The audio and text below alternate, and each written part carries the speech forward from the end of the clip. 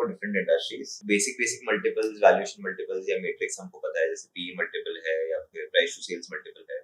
But काफी बार ये देखा जाता है कि अलग अलग इंडस्ट्रीज में अलग अलग कंपनीज अलग तरह के वैल्यूएशन मैट्रिक्स यूज कर रही है. करेक्ट. सो वो कैसे वर्क करता है, मतलब आप कुछ एग्जांपल दे सकते हो जहाँ पे एकदम ही हटके कोई वैल्यूएशन मैट्रिक यूज हो रहा है जिसको हमको पढ़ना चाहिए, समझना चाहिए, ताकि हमको उस पर्टिकुलर इंडस्ट्री के बारे में बेटर पता चले. Sure. So, पहले डिफाइन कर लेते हैं कि कौन सा मल्टीपल कहाँ पे बेटर होता है. ठीक है, and then we'll kind of keep moving up. अब इसमें एक बिल्कुल सिंपल फॉर्मूला यूज हो रहा है. आप नीचे से शुरू हो रहे हैं अर्निंग से, और अगर आपको वो नहीं मिल रहा है तो आप ऊपर चलते जा रहे हैं P&L स्टेटमेंट में. ठीक है, तो अर्निंग से ऊपर जाएंगे तो हमें एबिटा आएगा, एबिटा से ऊपर जाएंगे तो सेल्स आएगा, सेल्स पे भी क्लियर नहीं है तो और ऊपर जाएंगे कि सेल्स को क्या ड्राइव कर रहा है. ठीक है, so let's first start with the generic common ones. Price to earnings हो गया, प्राइस टू बुक हो गया, एंटरप्राइज वैल्यू टू एबिटा हो गया. ये 3 मल्टीपल है. ठीक है, जनरली जो स्टेबल सेगमेंट्स हैं, जहां पे बहुत ज्यादा डेट नहीं है, जहां बहुत ज्यादा वॉलेटिलिटी नहीं है अर्निंग्स की, वहां पे पीई रेशियो यूजफुल है. FMCG हो गया आपका auto segment, generally passenger vehicle segment India में जो हो गया, इस तरह के बिजनेसेस में आप पीई रेशियो यूज कर सकते हैं. ठीक है, मैं ज्यादा कम पे डिस्कस नहीं कर रहा हूं, that's a completely separate topic, so we will not go there right now. But it is relatively simpler to use this metric in a consumer facing industry that has a low debt in India. ठीक है, अब कुछ segment ऐसे हैं जहां पे कि profit distort हो जाता है. प्रॉफिट डिस्टॉर्ट इसलिए हो सकता है क्योंकि अर्ली स्टेज है, राइट, या प्रॉफिट डिस्टॉर्ट इसलिए हो सकता है कि एबिटा से प्रॉफिट तक आते आते, जैसे मैं एक बहुत कॉमन क्वेश्चन पूछता हूं कि डीमार्ट, HUL और एयरटेल में एबिटा मार्जिन किसका सबसे ज्यादा होगा? डीमार्ट का होना चाहिए. ये सबसे कॉमन आंसर है. ठीक है, एक बार के लिए सोचो कि बिजनेस क्या कर रहा है डीमार्ट. डीमार्ट सिर्फ डिस्ट्रीब्यूशन में, तो ऑटोमेटिकली उसके ऊपर ही मार्जिन स्क्वीज हो जाता है, फिर नीचे आते आते सब कुछ सेम ही रहता है. तो डीमार्ट शायद नहीं होगा आंसर. सो डीमार्ट ये पानी का बॉटल है, किसी से खरीद रहा है और किसी को बेच रहा है अपने शेल्फ पे रख के. It is largely a trading business. उनका सारा जो वैल्यू क्रिएशन है वो ये है कि कितनी बार कर सकते हैं, कितने लोगों को कितनी बार ये पानी का बॉटल बेचा जा सकता है. Correct. If that is the construct, it's a trading business. Trading business के मार्जिन कम होते हैं, डीमार्ट नीचे तक आते रहते हैं उससे. हाँ, सो उसके बाद प्रॉब्लम नहीं है, right. So it's a low capital intensity business, but or in some cases like DMart, they buy their stores, so it could be capital intensive but not very capital intensive, right. So DMart का operating margin कुछ 8%, 9%, 8-9% के आसपास होता है. HUL product बनाता है तो उनके पास थोड़ा सा ज्यादा होगा because they have cost in their control. Branding कर रहे हैं तो ब्रांड पे थोड़ा सा प्रीमियम चार्ज कर सकते हैं, तो HUL 20-25% के बीच में मार्जिन आएगा. एयरटेल का कॉस्ट क्या है? मतलब 1 GB इंटरनेट का. आपको जिस भी प्राइस पे बेच रहे हैं, कॉलिंग कार्ड बेच रहे हैं या अगर आपको मंथली प्लान बेच रहे हैं, पोस्टपेड दे रहे हैं, उनका कॉस्ट क्या है? ये तो सेलिंग प्राइस है. जब आप कॉल कर रहे हो किसी को, आपने मुझे फोन किया, तो उनको क्या कॉस्ट लग रहा है? उनको जनरली उनके जो नेटवर्क सेटअप किया है उसका कॉस्ट हो गया, जो टावर सेटअप. सो जो नेटवर्क और टावर सेटअप किया है, that is a fixed asset they built. उस पे डेप्रिसिएशन लगता है. जो वेरिएबल कॉस्ट है, आपने मुझे कॉल किया, वो एक इंटरकनेक्ट चार्ज होगा, थोड़ा सा, थोड़ा उनका एम्प्लॉय कॉस्ट होगा, so on and so fourth. You will be surprised, HUL's operating margin is more than 50%. EBITDA margin 50% से ऊपर है, पर उसके नीचे बड़ा डेप्रिसिएशन है क्योंकि बहुत सारा एसेट लगा रखा है और उस एसेट को लगाने के लिए बहुत सारा लोन लिया है, तो बहुत बड़ा लोन है. ठीक है, इंटरेस्ट पेमेंट आ गया, तो नेट मार्जिन तक जाते जाते HUL से नीचे चला जाता है. क्योंकि नेट मार्जिन तक जाते जाते HUL के नीचे चला गया तो पी रेशियो डिस्टॉर्ट हो गया क्योंकि अर्निंग्स कम हो गए. प्राइस टू अर्निंग्स में अर्निंग्स कम हो गए. तो it is better for you to look at enterprise value to EBITDA in capital intensive segments, जहां डेट ज्यादा है, जहां लोन ज्यादा ले रखा है या कैपिटल इंटेंसिटी बहुत ज्यादा है, वहां पे आप ईवी बाय एबिटा यूज करने लगेंगे. अब मान लीजिए वो भी नहीं है, राइट, तो और ऊपर जाएंगे एबिटा से तो सेल्स आ जाता है, तो फिर हम प्राइस टू सेल्स या enterprise value to sales use करने लगेंगे. अर्ली स्टेज बिजनेसेस में प्राइस टू सेल्स यूज होता है.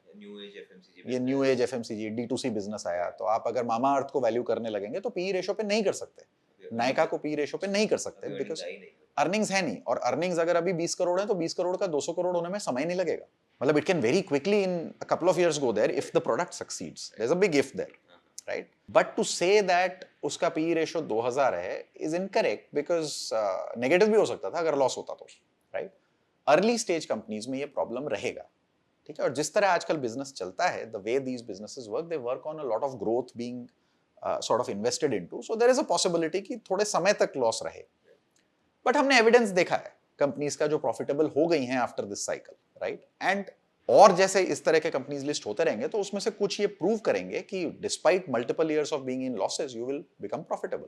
सो here it is a better idea to look at price to sales, right? So that is probably going to be a slightly better indicator.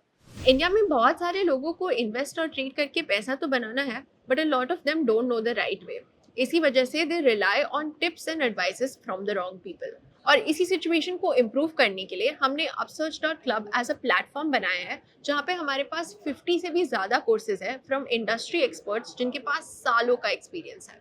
As you can see, हमारे सारे courses काफ़ी affordable ranges में हैं. For example, ज्योति बुद्धिया का options trading course हमारे पास सिर्फ ₹399 में अवेलेबल है. इसमें हमारे पास 6 घंटे का कंटेंट है और मैम ने वो सारी चीजें कवर की है which are necessary for you to become an option trader. अगर आप देखोगे तो from a beginner level to an advance level, trading और इन्वेस्टिंग के रिलेटेड हमारे पास बहुत सारे कोर्सेज अवेलेबल हैं. इसी को और अफोर्डेबल बनाने के लिए हमने इन सभी कोर्सेज को हमारे सब्सक्रिप्शन मॉडल में भी इंक्लूड किया है. आप ये सभी कोर्सेज को सिर्फ 2,999 रुपीज में एक्सेस कर सकते हो. तो आज ही आप हमारी वेबसाइट चेकआउट कीजिए और अपनी ट्रेडिंग और इन्वेस्टिंग जर्नी को सही तरीके से शुरू कीजिए.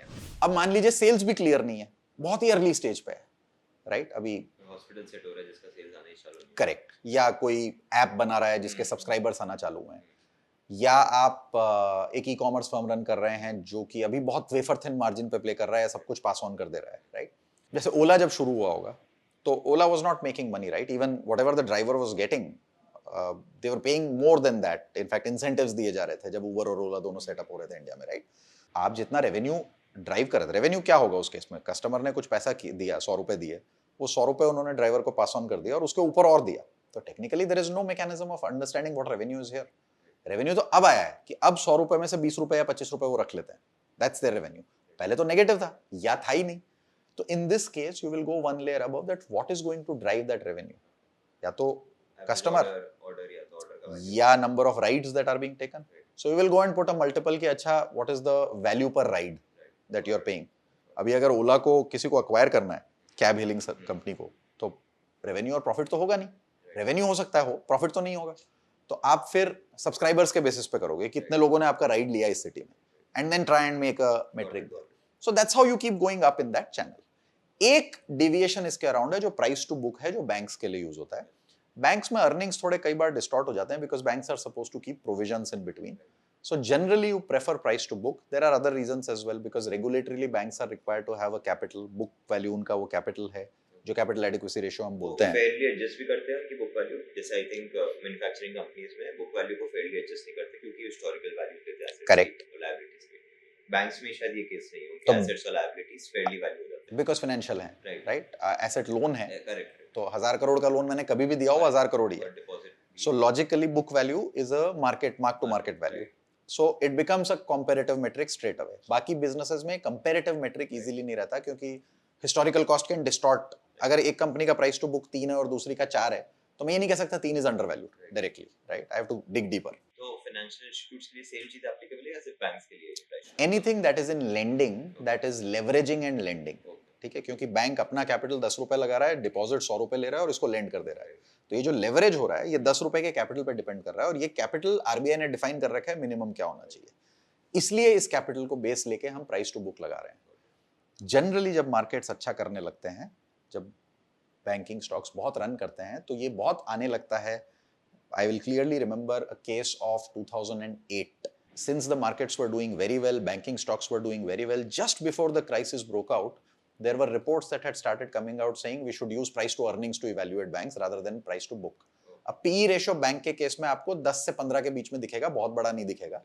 So intuitively ऐसा लगता है कि अरे ये तो महंगा नहीं है, right? You should not be looking at price to earning. It's a secondary metric. Price to book is your primary metric.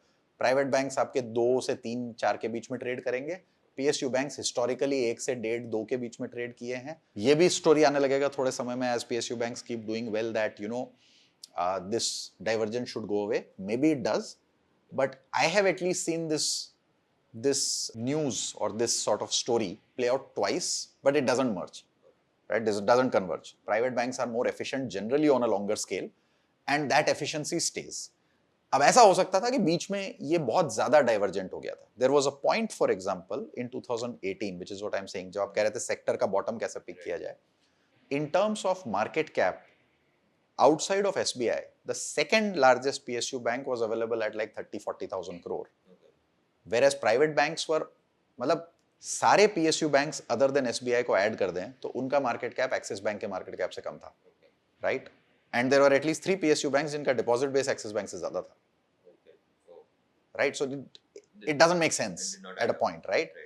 So at some point this has to go towards a course correction. Maybe 2018 was too early. It still took 2 years for it to play out. But you get a sense then, right, that something is off in this. Now, it's not to say that they will end up becoming at the same price to book. That will not happen. Right? That's your answer to the multiples across.